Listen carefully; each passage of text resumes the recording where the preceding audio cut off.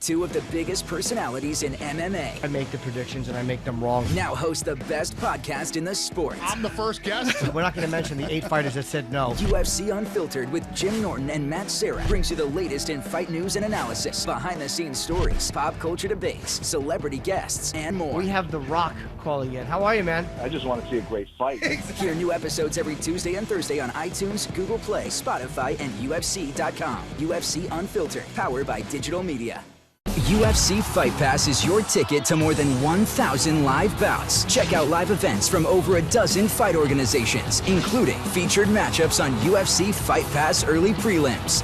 Invicta, the world's premier all-female MMA organization. Catch MMA from the Midwest's action-packed Victory Fighting Championship. See the live jiu-jitsu tournaments on the Eddie Bravo Invitational and the world's best kickboxing on the Glory Super Fight Series. Start your free trial now.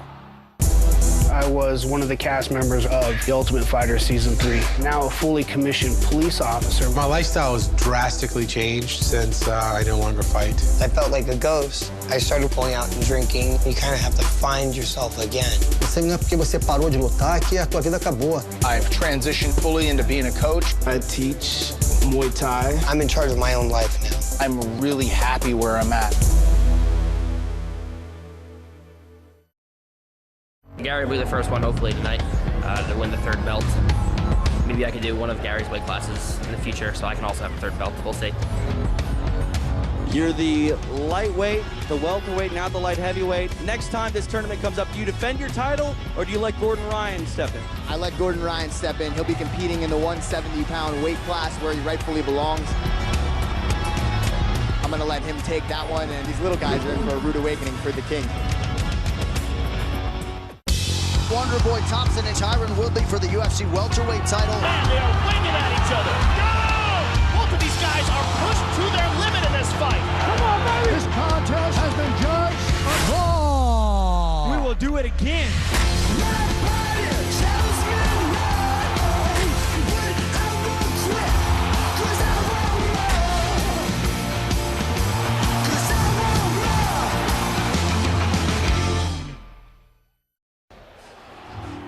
And now, everybody, I want you to listen to me. Georges St-Pierre tries to that is, without a doubt, the top contender at 170 pounds. I'm gonna go on my knees like that and ask the UFC management to give me a world title shot. Oh, there we go. Bam. Oh. Please, I want the belt so bad. Give it to me. What? Athleticism and power by Georges St-Pierre. Sean Shark has a broken nose. His nose is a bloody mess. I fought Hughes the first time. He beat me fair and square. But now I'm a lot better than I was when I fought him the first time. And I want a rematch against him. So please give it to me. Wow, that's it. Matt Hughes has defeated Royce Gracie. This fight is dangerously close to being stopped. And it's all over. Matt Hughes remains the welterweight champion. I knew that I'd lost the first 2 rounds, but that meant I had 3 left over, so I knew I had a chance. You finally vindicated yourself and beating the only man to take your title. What is next for you, Matt? You know, George is next in line, so let's go. I'm very glad you won that fight, Matt, but I'm not impressed by your performance. That's his opinion. It might stink, but it's his opinion. After I watched BJ and George, I said I wasn't impressed by either one of them. Then he jumps in the octagon and says the same thing to me. What I said to Matt Hughes was true. I was not impressed by his victory. He can't think of anything else to say but what I said to him.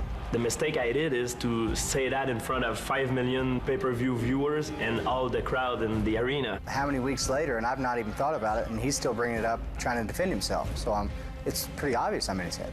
I respect him, I respect his skill, I respect him as a man, but I'm not afraid of him. There's so many variables that are going to be different this time. We're both different fighters than when we fought last time.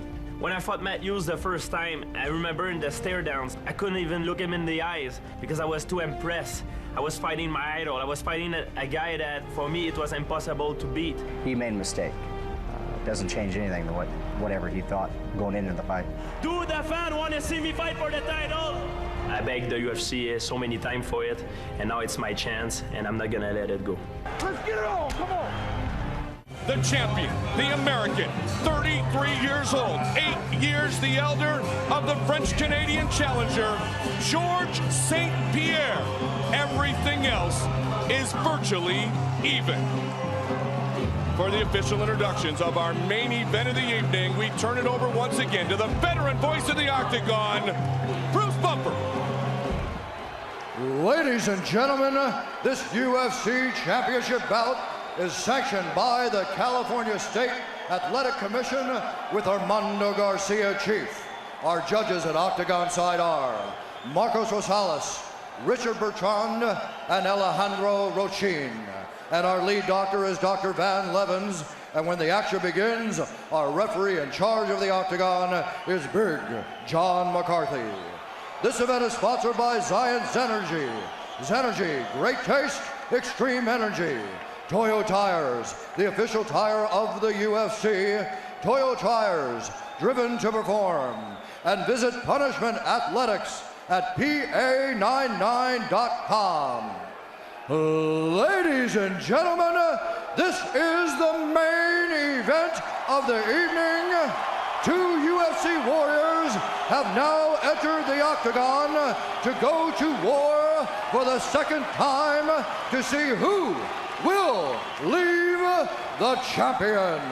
And now, live from the sold-out Arco Arena here in Sacramento, California, it's time! This fight is 5 rounds for the UFC welterweight championship of the world. Introducing first, the challenger fighting out of the blue corner. This man is a mixed martial artist who holds a professional record of 12 wins with 1 loss. He stands 5 feet 10 inches tall, weighing in at 169 pounds. Fighting out of Montreal, Quebec, Canada, Georges St-Pierre.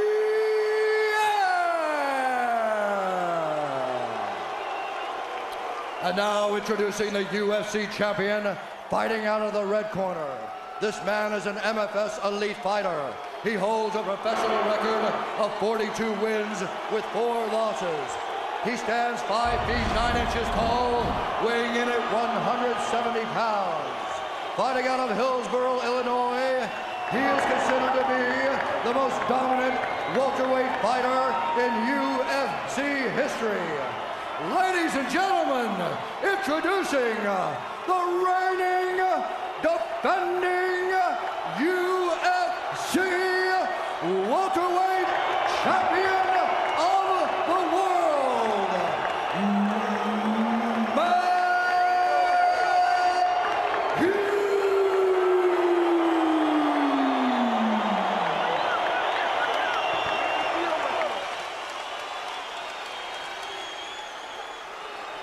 All right, gentlemen, it's for the UFC welterweight championship. I gave you instructions in your dressing room. Do I have any questions from the challenger?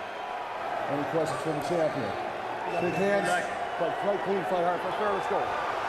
He definitely stared him down. Well, I've been waiting for this for a long time, since Georges St-Pierre was on his knees in the Octagon, begging, give me a shot at the title. And here it is tonight. Georges St-Pierre, Matt Hughes for the welterweight championship. Here we go. You ready? Are you ready? Let's get it on. Big John McCarthy gets us started. Round number 1. Fight scheduled for 5 5-minute rounds.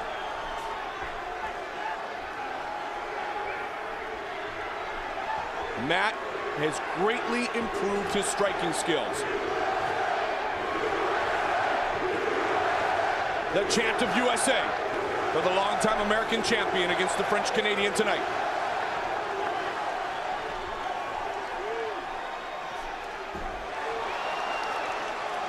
Georges St-Pierre is loved by all in his home country of Canada and tons of American fans, especially as he has gained the popularity on the Ultimate Fighter 4.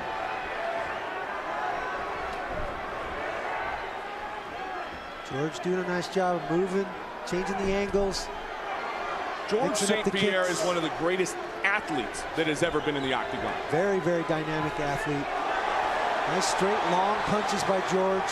High kick. and versatile with his striking. Good leg kick, a smile on Hughes' face. Very quick, he mixes things up very well. Matt also doing a good job. Throwing some nice combinations, countering well. Landed a couple kicks of his own.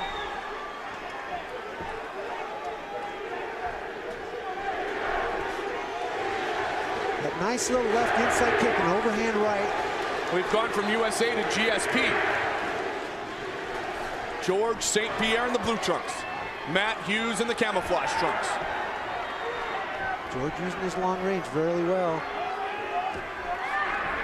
Matt, he really snaps the hip. Spinning back kick. Remember, he landed with that in the first matchup in 04, but didn't follow up. Might have caught him a little bit low, so a little show of class by both fighters. There might have been a war of words, Randy, but these guys still dearly respect each other. Oh, absolutely. A lot of it was gamemanship by Matt. He was trying to get into George's head. Well, I think gamemanship by George, too, to step up and say what he said in the ring as well. He's like, hey, I don't, you know, I'm here to take your title. Absolutely. It's the thing he dearly most wants. Nice stiff jab by Georges St-Pierre. Really using his range well. Oh! Caught Matt inadvertently. The left kick, and sometimes that left kick will slide up the leg and hit you in the groin. Yeah, Matt said that was square. GSP apologized immediately. Your leg is slipped up. You all right? I think it looked like it's just George's toes grazed Matt. There we go. Because I could see the shin on the thigh, and it looked like the ankle came around and the toes grazed him. Yep, inadvertent for sure. Oh, did he catch him again? Now we got to be careful. Time. In your corner. That one did some damage. Listen to me. Your foot is hitting here and it's sliding up. Okay? It's not that you're intending to do it. I understand that, okay? But you got to make it a clean slide and not let it come up, okay? Yeah. You understand? Yeah. Again, the shin bone is hitting the thigh where George is aiming, but the ankle is coming around and whipping Matt in the cup. It's the toes and the foot that is actually doing the damage, but the shin and where the kick is intended is landing where it's supposed to. Matt can take all the time he needs here to recover. No foul. It's not an intentional foul. But George can't afford to land another one of these errant shots, or there will be a yellow card. There will be a foul. And Randy, now do you get into the head of Georges St-Pierre that he can't throw that kick anymore, though? Well, I don't know that it's going to bother him. I know he knows he didn't do it intentionally. Matt tried to catch that. That may be exactly what he's trying to set up, is the higher kick. He likes to throw that high kick, the kick to the body or the head with that left hook. St-Pierre coming across with a hook. Matt has not thought about a takedown yet. Uppercut by Hughes. There was a left kick there. Exactly. Again, he's coming back to it. I mean, that's good. Oh, caught him. Now trying to clinch. Nice work by George. Matt keeps smiling after the exchanges, though. It's going to take a lot to take that belt away from Matt Hughes. George is landing the better shots. The nice long jab, following it with the overhand right. Matt gets hurt. He goes to look to bend for the takedown. And George goes to the clinch. I mean, George is doing a very nice job here. Nice takedown by George. Catches the foot. Takes Matt down. Georges St-Pierre has sparred with Nate Marquardt and Keith Jardine, Rashad Evans to get prepared for this battle tonight. Passing to half guard, landing a couple of nice shots from the top position. Matt hanging onto the arm. Nice punches. Matt scrambling up. Nice good knee by St-Pierre. Nice work by Georges St-Pierre here. Great job done by the challenger here in round one.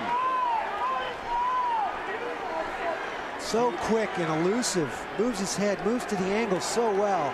Matt peeks up to the scoreboard, Randy, checks out the clock. 35 seconds remaining in round number one. St-Pierre coming in with a jab, moving back out quickly. Great footwork by Georges St-Pierre. They both kick at the same time. There's the attempt to take down by Matt. Nice double underhooks. Matt trying to, GSP doing a great job of scrambling out of that takedown. What a job done by Georges St-Pierre. We rarely see Hughes get his arms around someone and they not go down. Very nice job by George to counter, scramble out of that double underhook. And the power of Matt Hughes. Oh, Superman punch caught him. Hughes is stumbled. Matt Hughes is hurt. And the round is over. Round is over. Unbelievable. Almost thought John was stopping the fight there.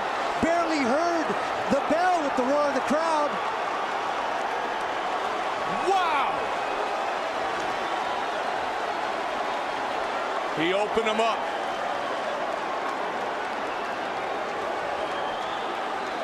Absolutely dominant round number 1 by Georges St-Pierre. You can remember that. Work the jab, it's working. He's trying to come over the top with the right. You throw the jab, he tries to come over with the right. Let's take a look at this replay. Let me see the takedown here. Superman punch right in the head. Nice shot by George. Followed by a nice little left hook. Very nice. Matt Hughes goes to a knee. Eddie Bravo, your thoughts on round number 1?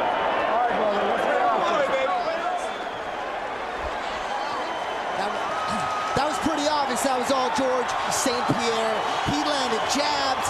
He landed leg kicks, inside leg kicks, several right hands, even a spinning back kick. But what marked that round was that left hook at the end of the round.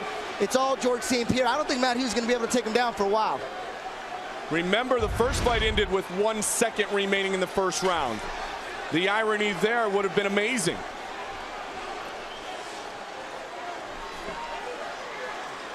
What may have truly been the most impressive part of round 1 for St-Pierre was when he got bear hugged by Hughes, he didn't go down. Absolutely. We have not seen anybody stop Matt Hughes' takedown abilities, with the exception of maybe BJ Penn for the first 2 rounds, but then, you know, he shot his wad trying to do that.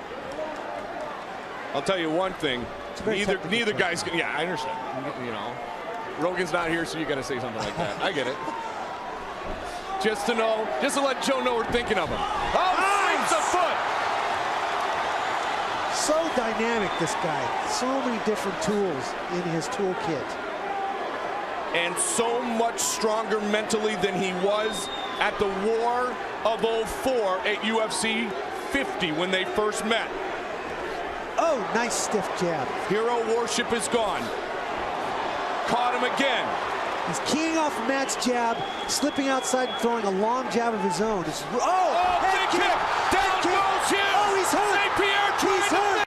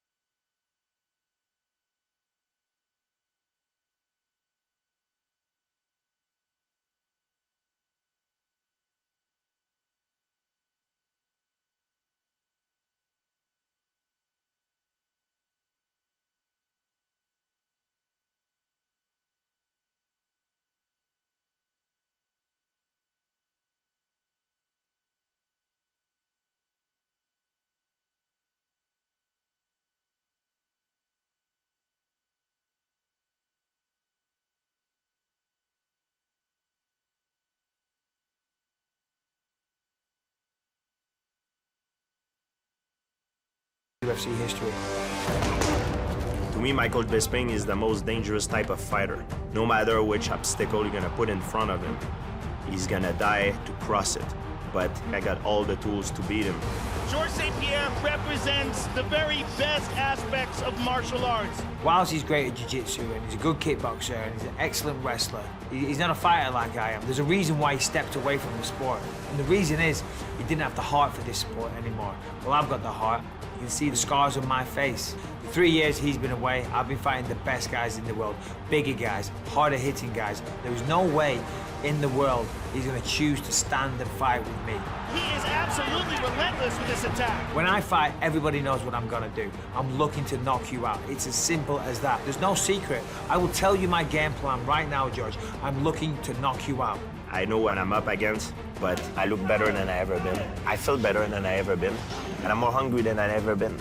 George is stepping up to middleweight. I'm the middleweight champion in the world. He's stepping into my arena. If George thinks he's gonna come out of retirement and take my belt away from me, George, you're out of your mind. Ain't gonna happen. I am a much better version than I was before, and I'm gonna shock the world.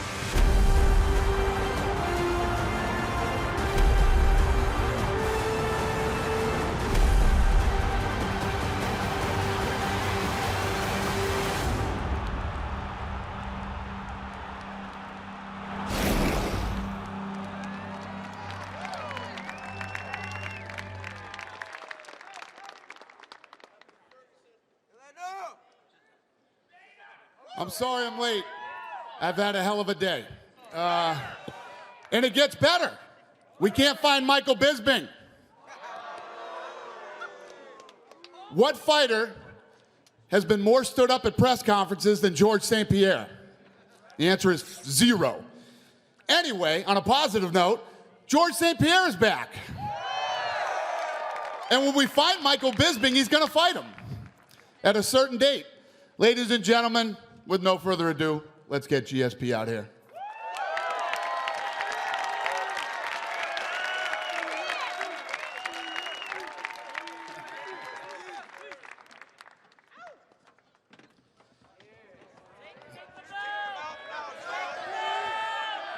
Yeah, you're over here. Hey, listen, nothing's gonna go right today. I promise you that. Nothing is going right today. Who has the first question? Yeah, unique position here. We're announcing an incredible fight, but we don't know when or where it's going to happen. Can you give us some insight on kind of when you're targeting this to take place? Well, we have to find Bisping first, and once we find Bisping, we'll find out. We'll find the date. We're working on it. There's some things that technically need to be done with Georges St-Pierre before we can get him to fight. Obviously, he has to get into the USADA program.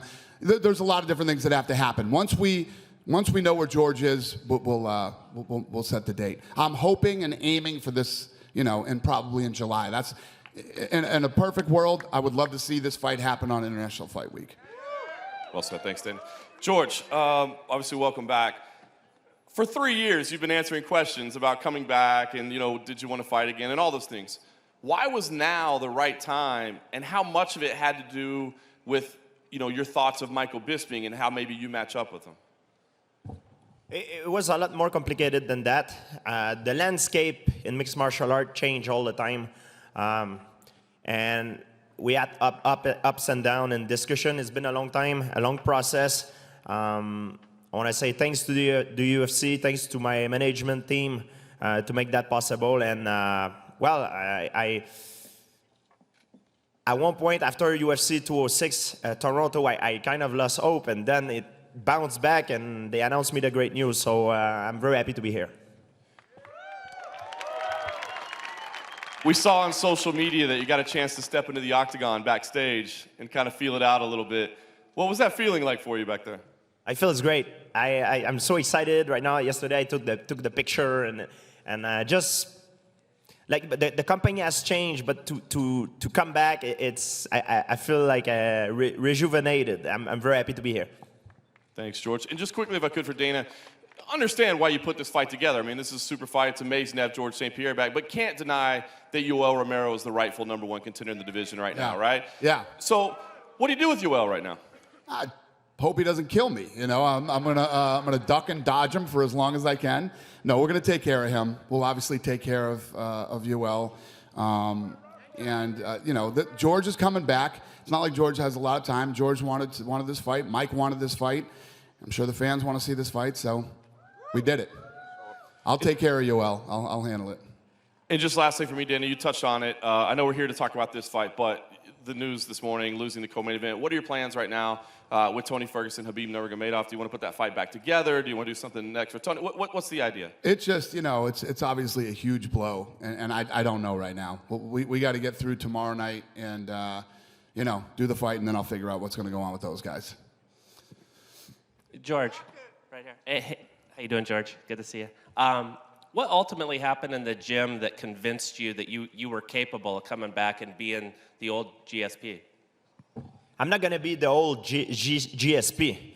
If I come back as the same Georges St-Pierre I used to be when I was very successful, I'm going to have a very bad night, the night of the fight. If I come back, it's because I am, my trainer are, and my training partner are all convinced that I'm a better version than I was when I used to compete. I believe right now I reached the perfect peak of athleticism, knowledge, and wisdom as a fighter, and I'm going to prove it to everyone.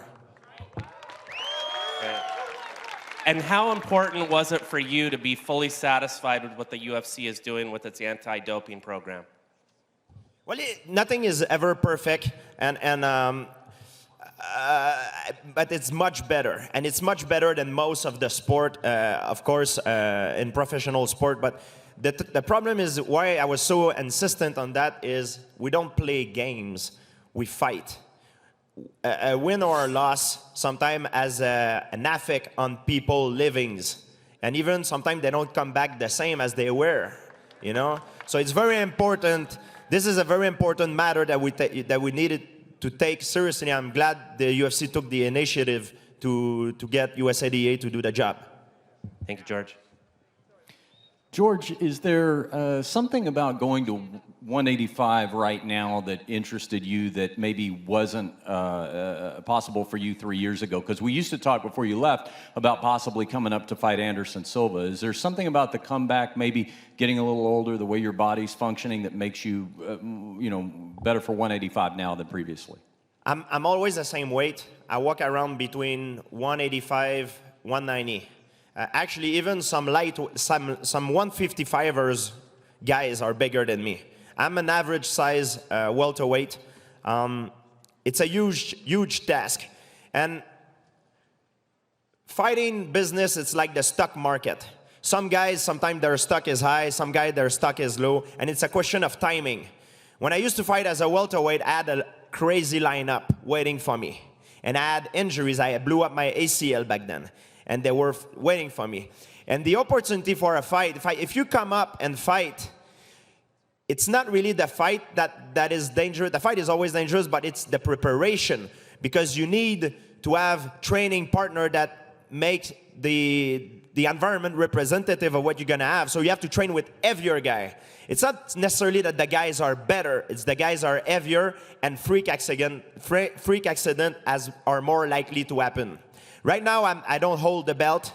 Nobody is waiting for me. I can do whatever I want. It was a perfect timing. I wanted to make a big boom in my comeback. And like I said, it's like the stock market. Right now, the guy who has the highest stock right now, it's Michael Bisping. And it was a perfect timing for me to do it. Do you see yourself at this point staying at 185, win or lose, or could you possibly go back to 170? I don't know what's going to happen. Like I said, we don't know who's up and down. It fluctuates so fast. I have a general idea of I have a general long-term goal and a general direction where I want to go. I'm 36 years old. I don't have a lot of fight left, but I want to make as big as possible. So everything I'm gonna do the biggest fight as possible, and I want to make. No one gives a fuck. No one gives a fuck, George. Everybody, I'm sorry I'm late. Dana, my apologies. George, my apologies. Everybody gives a fuck that you're late. Sit down. No, I'm sure. Hey, I was outside the Encore. The car was at the Win. Okay. Okay. I think Vegas got the best out of you, unfortunately. Yeah, it doesn't matter because I'm going to get the fucking best out of you, so shut the fuck up. No, you won't. No, you won't. You're talking about being a fucking welterweight. You are a welterweight, okay? I'm a middleweight. I can't wait to fucking square up against you. Stand up. Stand up and look at the size of me and look at the size of you. Go back to fucking Canada. That's all you have on me. That's all you have. No, it's not. I've got a lot more than that, pal. Skill, fighting IQ, athleticism. Here's the guy.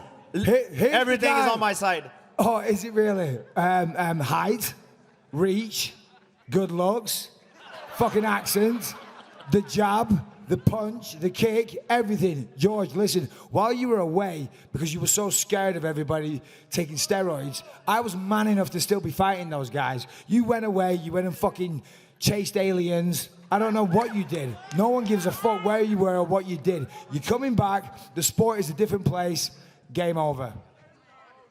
I think you should shut up. You're embarrassing yourself right now. Are you still drunk right now? Are you still drunk or what? What's going on? No, but I'm gonna go. What is going on with him? I'm gonna go have a beer. Your voice is kind of what is happening with you? My God, are you healthy? Are you okay? Is up here? Is it you get hit too much or what? Hey, George, I'll go out on an all-night fucking bender and still beat you, pal. I won't even train. Look at the state here, you old fucking midget. George, just one more question. I know another thing about you coming back was the debate about the Reebok deal. You've got the deal with Under Armour. Has that been resolved? And if so, will you represent Under Armour in the cage or Reebok, or how'd that work out? Well, it's a little bit like, for example, like Tom Brady, I guess. NFL is with Nike, and he's wearing Under Armour to do the promotion outside of the NFL. So it will be something arranged similarly, I guess. If you're a real fighter, you don't give a fuck about Under Armour or this or that. I've been in the same place the entire time, fighting the best in the world. Simple as that. I don't need sponsors as an excuse not to fight. I don't need a reason not to fight. I fight all the time. That's what I do. I'm a fighter. That's why I got the fucking belt, George. Hey, George, where's your belt? Where's your fucking belt? You don't have one. The sport moved on, buddy.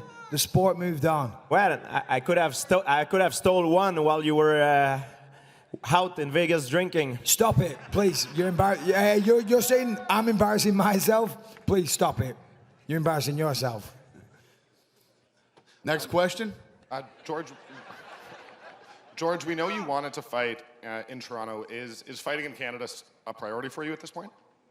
I don't care where the Octagon will be set. I'm here to do a job, and it's got to be to beat up that drunk man right there. Whoa. Why is the onus on me being fucking drunk? What's that got to do with anything? I've been drunk throughout my entire fucking career. Danny will testify to that. Why does that make this fight any fucking different? Why does that matter? I'm English. I'm in fucking Vegas. I'm going to fight. Hey, when is the fight, George? When's the fight? When do you want to fight? Because I'll fight right now. I'll fight right now, motherfucker. That's the difference between you and me. So you look at me. You don't scare me, not even one bit. Not even one bit. I'm not trying to scare you. I know, you really don't. I'm not trying to scare you, but here's the fact. I'm a real fighter. I'm a real fighter. You're an athlete, and good for you. You're a very, very good athlete, but you're an athlete. I'm a fighter. Fact. Next question. Yeah, don't worry, that pussy will get it next. Yeah, question for George. Obviously, you were previously fighting at welterweight at 170. What kind of changes in your training are you going to make to get up to 185? Yeah, I'm gonna make some adjustment. Of course, try to gain on some weight, but I'm realistically speaking, I won't be able to get so much bigger. I'm gonna try to put on some muscle mass, get prepared efficiently, come out, and do my job. I just wish Michael Bisping would have come out with a different song than all the guys that I've fought before. Oh, you're just an athlete, blah blah blah. You're not a fighter. My journey in mixed martial art is more than legit. I've been at incredible obstacle. I've fought guys. I had to come back. Carlos Condit and everybody. I've fought Hendricks. Everybody. BJ Penn won. I came back and I fought and I showed true heart. And that's why I'm here today. I'm not an easy target, and my journey is honorable. So you're talking about beating BJ Penn, a featherweight. He's a featherweight. I'm a middleweight. I'm a legit middleweight. I used to fight at light heavyweight. I was 15-0 at light heavyweight, pal.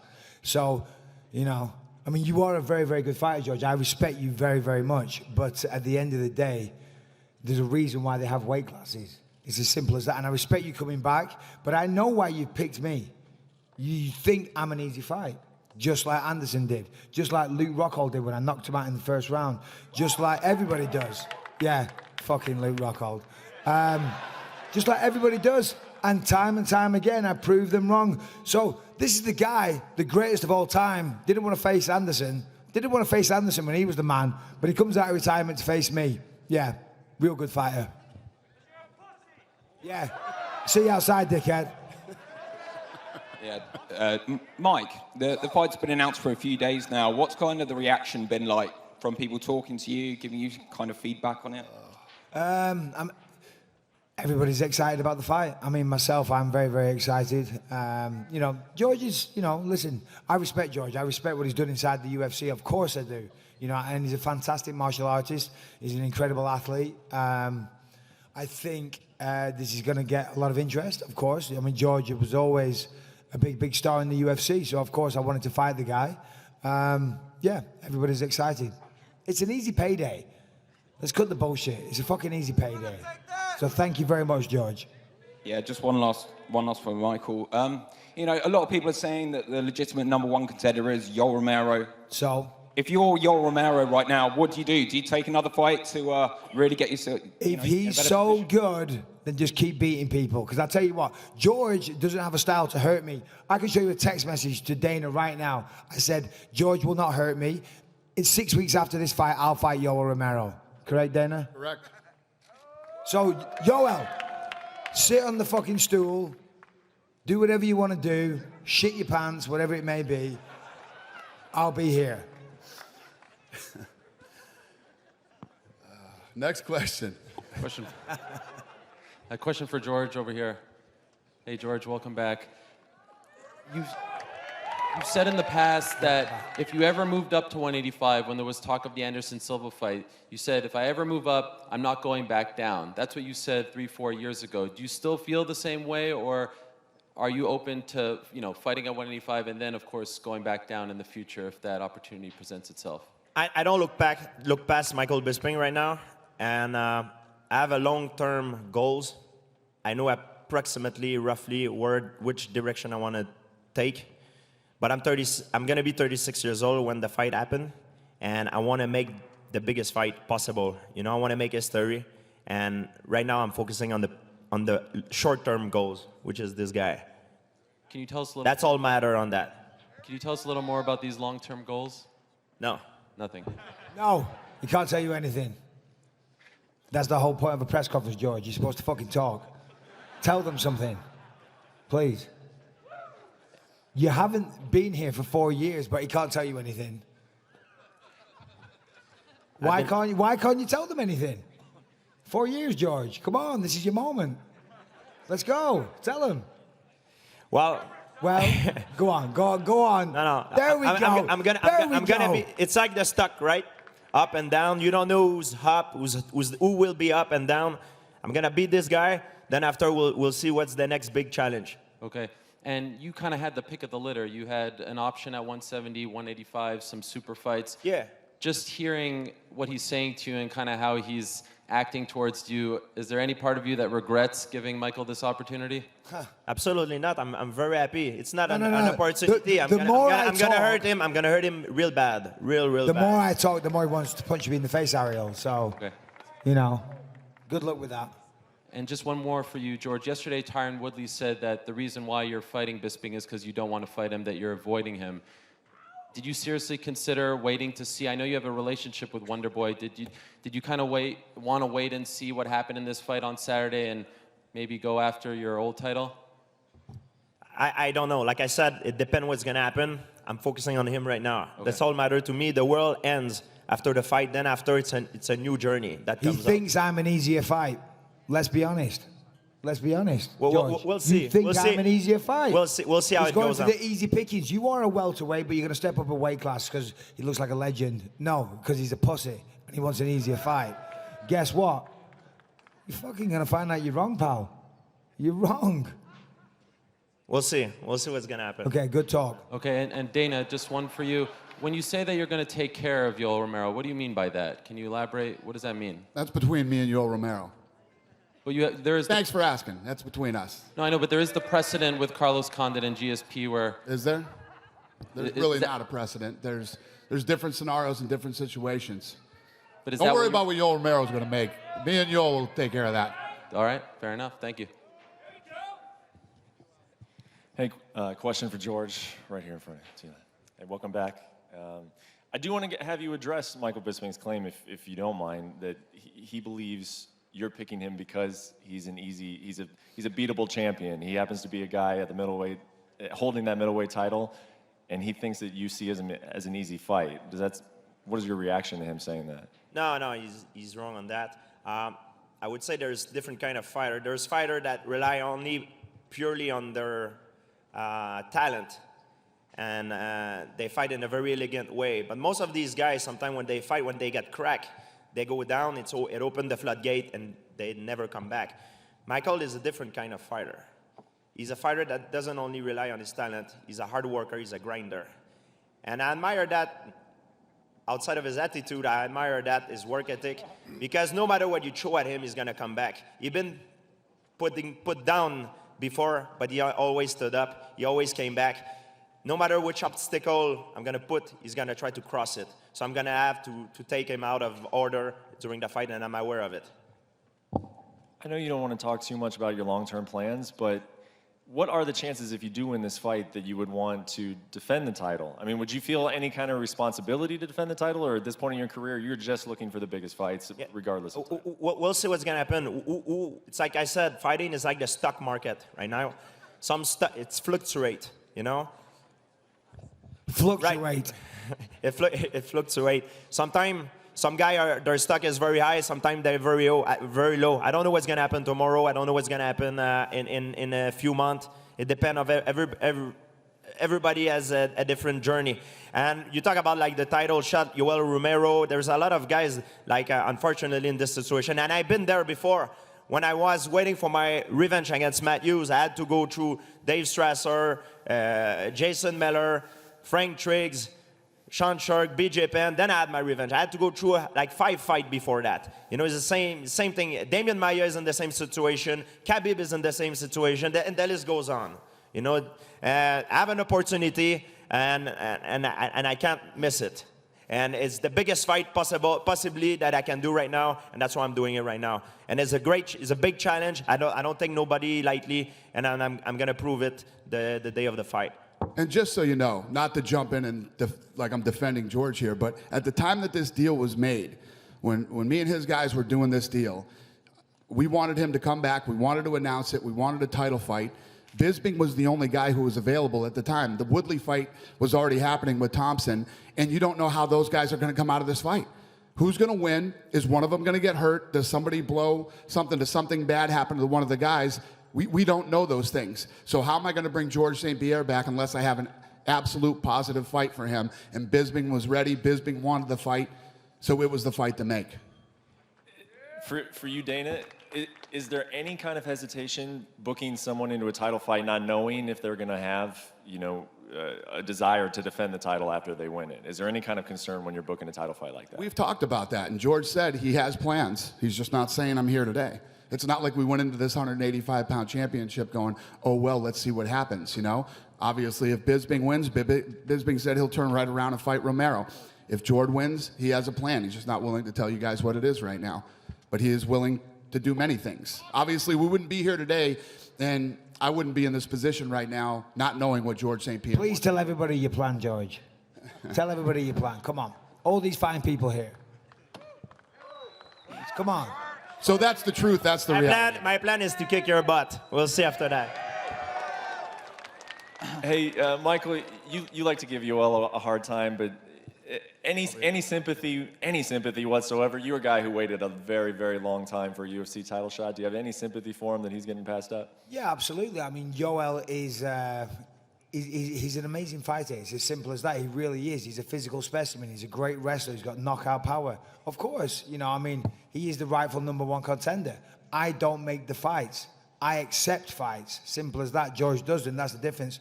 When has Dana ever called me and I've turned the fight down? Never. So Yoel will get it next. Simple as that. Because I'll beat George. I will beat George. Everybody knows that. George, good luck, buddy. I wish you the best. I respect you. I respect your camp. And you sit that stupid fucking little smug look on your face there, like you've got some plan, like you know something we don't know. What do you know that I don't know? Those a lot of things. You fucking lizard.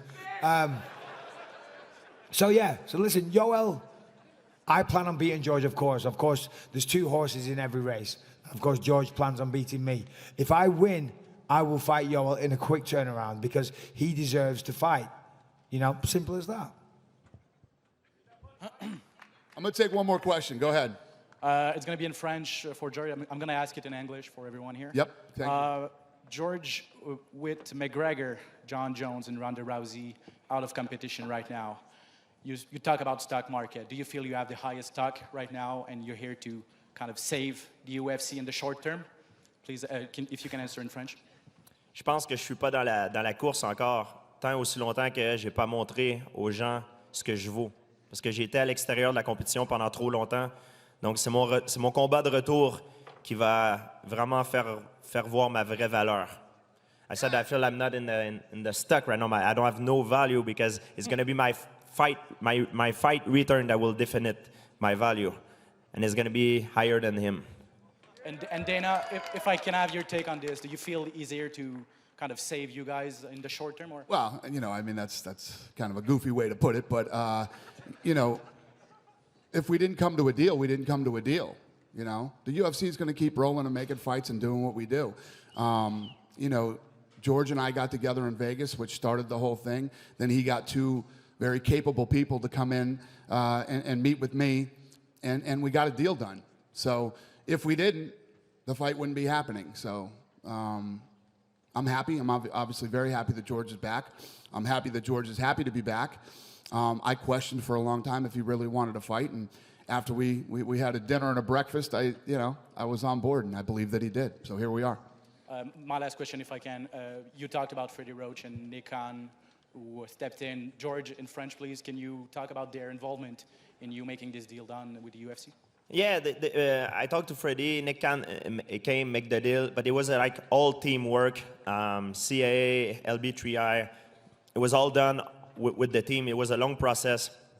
And of course, the extra help, Freddie, Nick Khan, it did a great plus. And I'm very happy it worked out all for the best of everybody. Ah oui, il y a eu l'aide de Freddie Roach et de Nick Khan, mais ça a été quelque chose qui a duré pendant très longtemps. Donc, je dois remercier aussi l'équipe de CAA, LB3I, de tout mon équipe de gérance, parce qu'ils ont fait un travail remarquable. Ça a été un travail d'équipe. Thank you guys for coming. Sorry he was late. I'll square these guys off and for photo ops.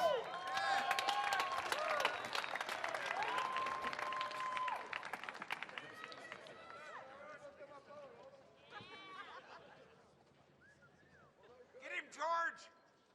Punch him in the face!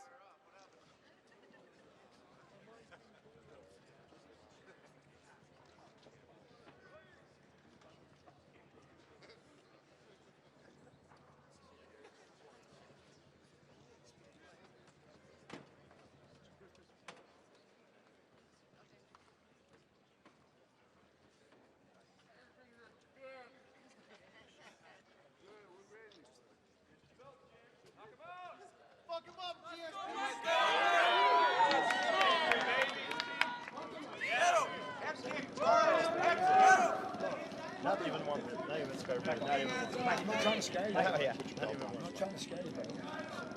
You smell alcohol, man. Yeah. Yeah, you smell alcohol. Good time. Good fucking time.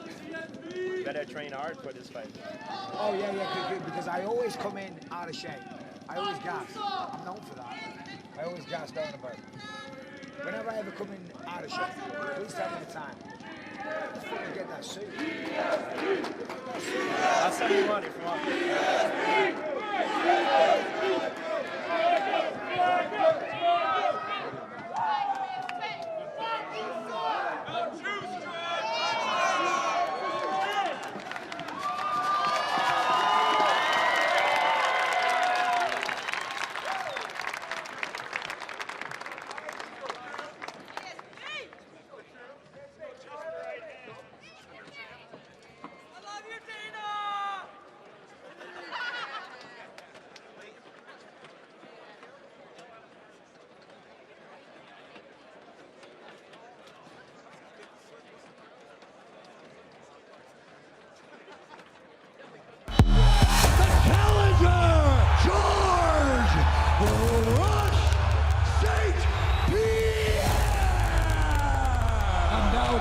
Champion, Michael the Count Bisping! crazy fight, and what a treat to call it. I love it.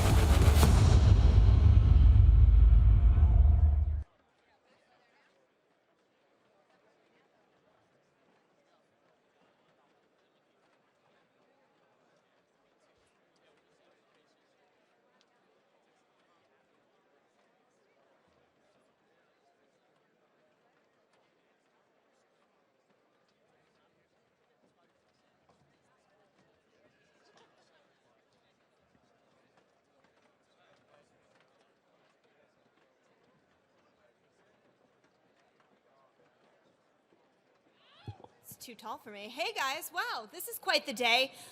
If you don't mind sticking around, we're gonna have another announcement at 3 o'clock. So stay seated, there's lots more to come today. Thanks so much, guys.